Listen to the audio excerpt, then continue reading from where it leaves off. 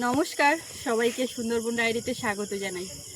অনেক দিন পরে রাতের পর্ব।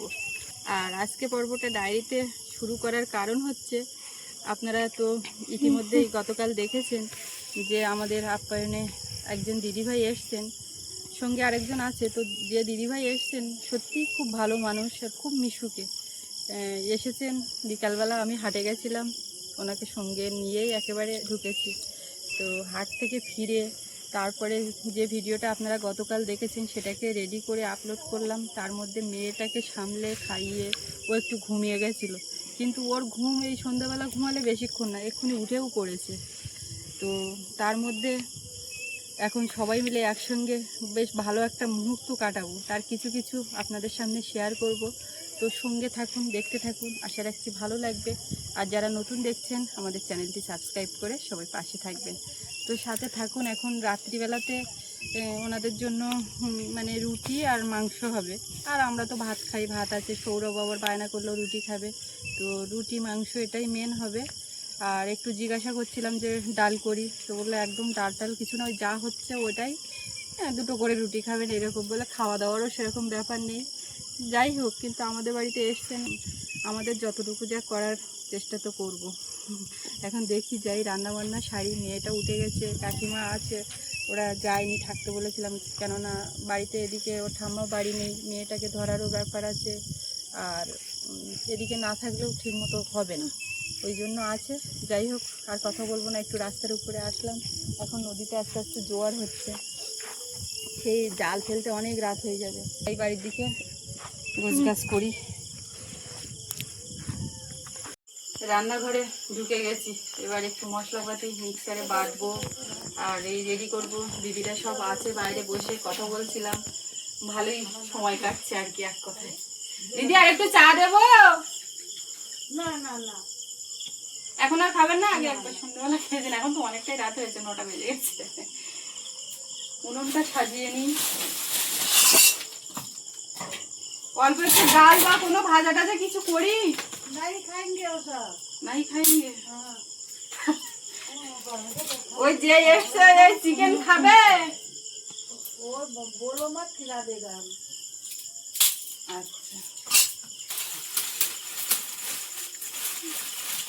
गंगा सागर गई, फिर बोट को ये करी रिजर्व करके। যত আত্মীয় স্বজন আছে চেনা জানা সব ভিডিও কলে এই কথা হচ্ছে, দেখাচ্ছে যে আমি সুস্মিতার কাছে এসছি। সবাই আসবেন, আপনারাও আসবেন।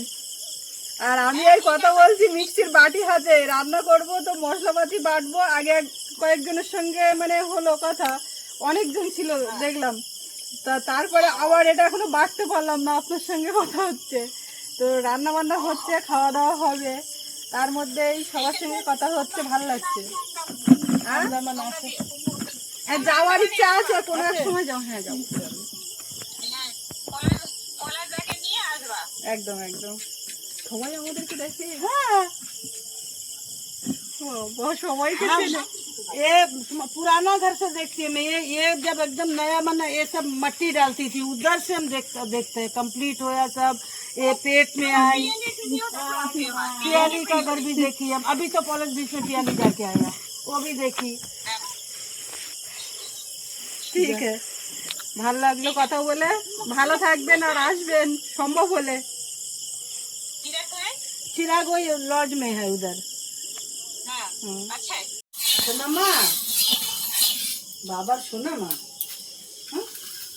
আমরা এখানে সবাই এই বসে গল্প করছি আর কাজ করছি। একদিকে ওই আটা বেলে মেখে রুটির ব্যবস্থা হচ্ছে, আর এদিকে আলু ভেজে মাংসটা চাপাবো। আর আমার সোনা মা কোথায় বসে আছে দেখুন। কার কাছে আছে তুমি? ঘুম হয়ে গেছে?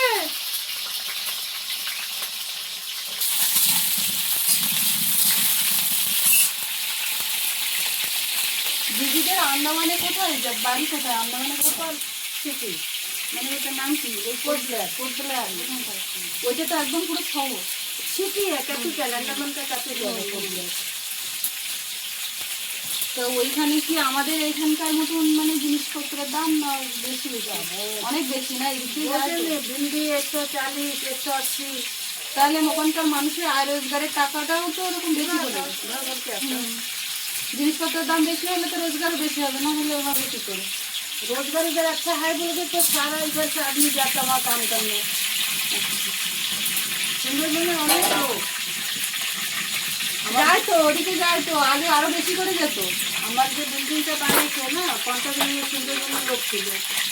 আমার বাবা মা তো আগে গেছিল, ওই যেতেও বলেছি, গিয়ে হাঁটতে থাকতো। ওখানে ওই সুপারি গাছ থেকে পেরে সুপারি কাটার একটা ব্যাপার কাজ আছে, বাগান পরিষ্কার করার একটা ব্যাপার আছে, এইগুলো এইসব কত কাজ আছে ওখানে। আগে যেত বেশিটা জাহাজে করে, তারপরে প্লেন পথে, উপরে আকাশ পথে যাওয়া আসা। পরে আসা হলো দিদি, বছরে 2-3 বার কলকাতা ঠিক হয়ে যায় না। আচ্ছা আচ্ছা। তো এই সুন্দরবনে আসা হয়েছে ফার্স্ট টাইম। কে গো, তা কি করবে ভাবছো? বসেছে দেখো। দিদি দেখেছেন? हाँ देख तो मेरे को ही देखती है। তন্দুপুরি আমার ধারে আসতেও লাগছে না, একদম লক্ষ্মী মেয়ে আমার, কি সুন্দর বসে আছে।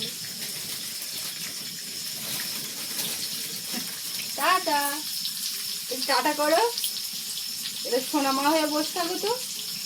ঘুম থেকে উঠে একটু কান্নাকাটি হচ্ছিল, তারপর এখন ঠিক আছে।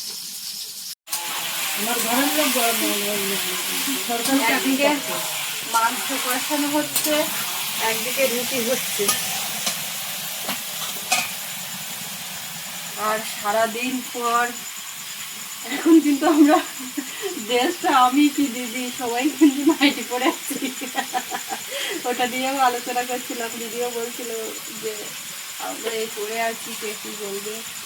সারাদিন শাড়ি পরেছিলাম, আর এই গরমে একটা কমফোর্ট ফিল।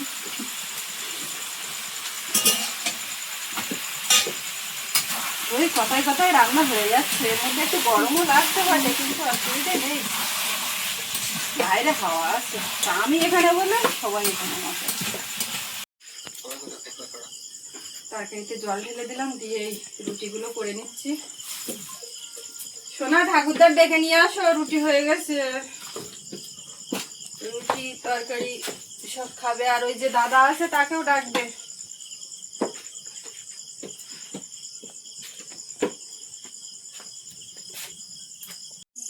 ঠাকুরদাকে আর ওই দাদাটাকে ডাকতে যাচ্ছি। ওই মাথায় আছে সবাই, ওই মাথায় দুজনই আছে। এসছে, এসে ঢপ করে মাটিতে বসে পড়েছে। তারপরে আবার একটা চেটাই দেওয়া হলো। বাড়িতে পাকা ঘর বাড়ি, মেঝে কোনো ব্যাপার না, আমাদের এটা মাটির ধুলো। বাবু বলছে মা যা গরম, আমি বাইরে বসে খাবো চেয়ারে। বাইরে খাওয়ার দরকার, এখানে বাইরে একদম আমাদের এরকম বাবুদের সব এখানে বাইরে হাওয়ায় খাওয়া যায়। हवा है হ্যাঁ,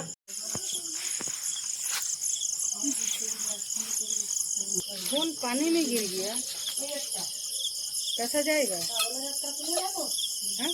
সবাই বাইরে খাওয়া দাওয়া করবে, বাইরে বিছানা পাতা হয়েছে, এর মধ্যে তো গরম। তো মাংস তরকারি হয়ে গেছে, গরম মশলা গুঁড়ো দেবো, কমপ্লিট। আর ওর বাবা তো বাড়িতে নেই এখন, সেই কাজের ওখানে ওখানে আছে, কতক্ষণে আসবে তখন মাংস খাবে।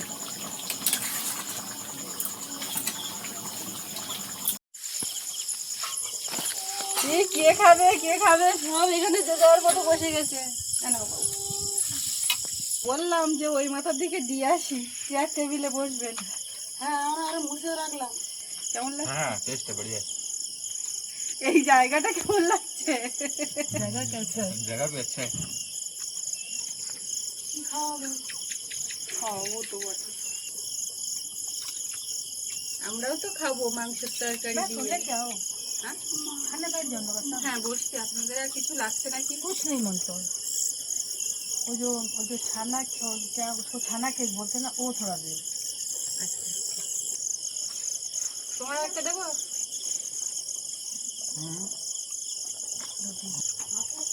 রুটি কি আর দেবো? ওকে দেবো? नहीं नहीं হ্যাঁ একটা দেবে? नहीं नहीं नहीं,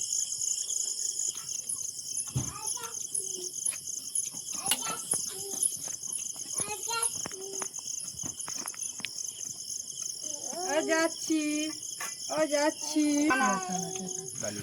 দিয়ে দিচ্ছি মিষ্টি এক পিস। হ্যাঁ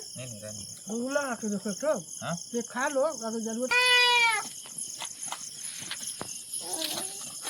মিষ্টি কি বাবু ঠাকুরদার দেবো? হ্যাঁ ঝোল দিতে হবে। খেয়ে দিলাম, মিষ্টি কি দেবো? হ্যাঁ হ্যাঁ आता না জিজ্ঞাসা করলাম। अच्छा टेस्ट है शुगर टुगर आ गए हतो। हां বাবু এখন দেবো? ওই যাচ্ছি ওই যাচ্ছি।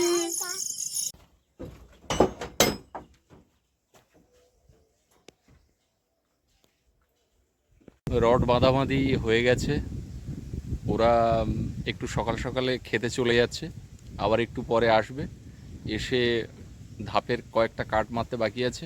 কমলও অফিস থেকে চলে আসবে, মোটামুটি ওগুলো করে আর আজকে সন্ধ্যাবেলার দিকে মানে একটু রোদ কমে গেলে সিঁড়ির যে ঢালাই যেটা করার সেটা মোটামুটি আজকে হয়ে যাবে, একটুখানি আশা করা যায়। আমিও সকাল সকালে বাড়ি চলে যাচ্ছি, খাওয়া দাওয়া করে আবার এক্ষুনি চলে আসবো। অনেক প্রতীক্ষার পরে সিঁড়িটা ঢালা হচ্ছে, আজকে মশলা দেওয়া হচ্ছে।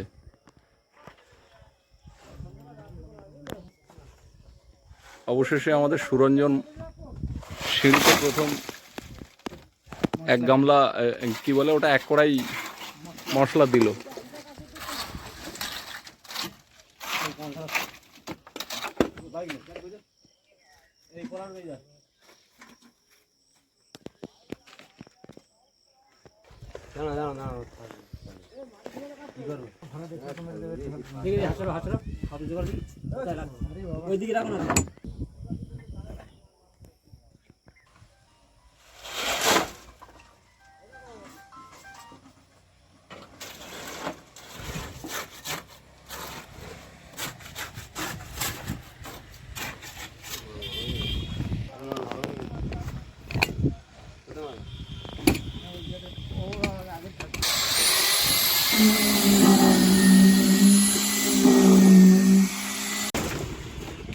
আজকে একটু ভালো লাগছে, কারণ সিঁড়িটা প্রথমে ভুল হয়ে গেছিল, খোলাখুলি করতে হয়েছে, তারপরে আজকে ঢালা হচ্ছে।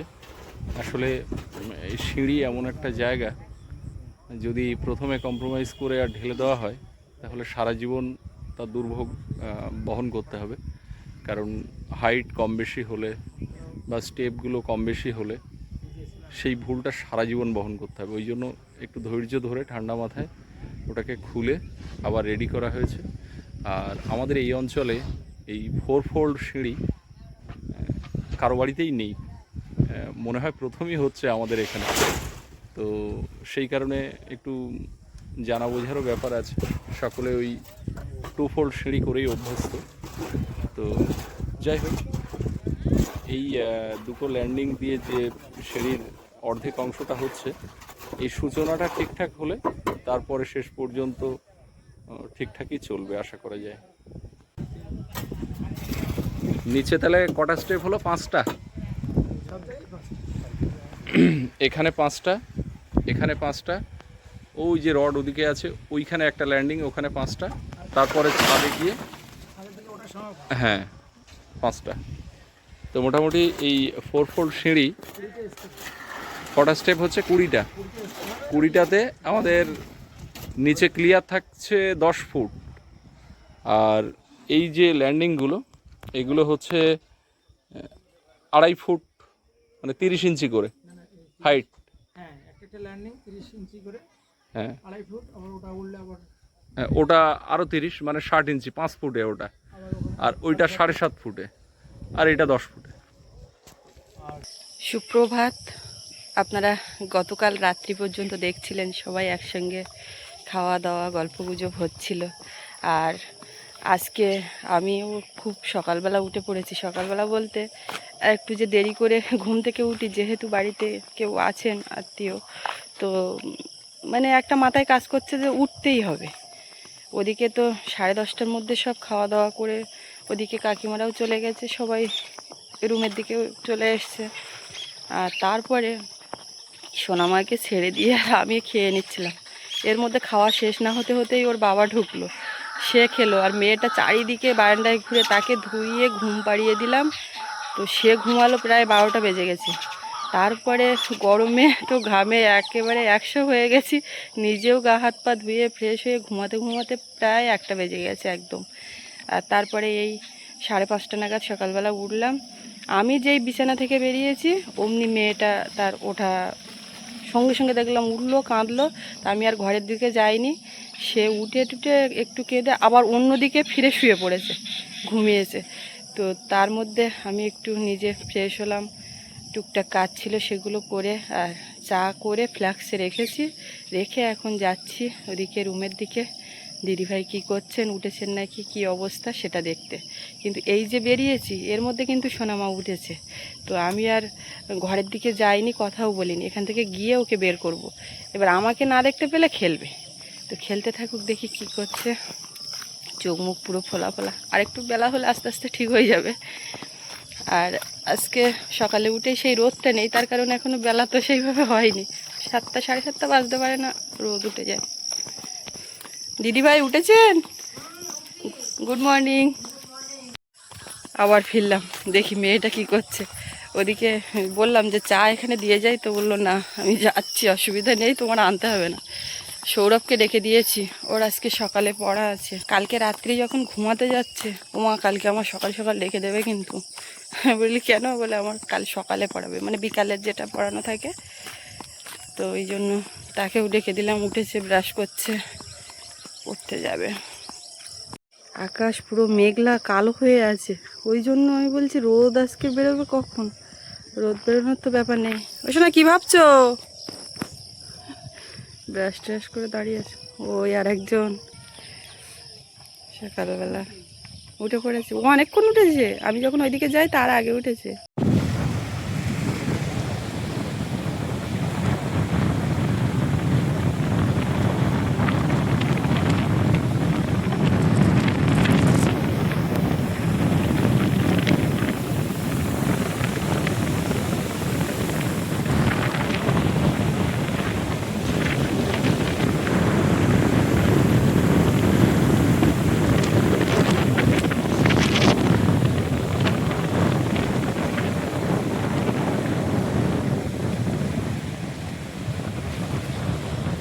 বাবারে বৃষ্টি পড়ছে, আমরা আবার ঘরে ঢুকে যাই, ঘরে ঢুকে যাই। Good morning.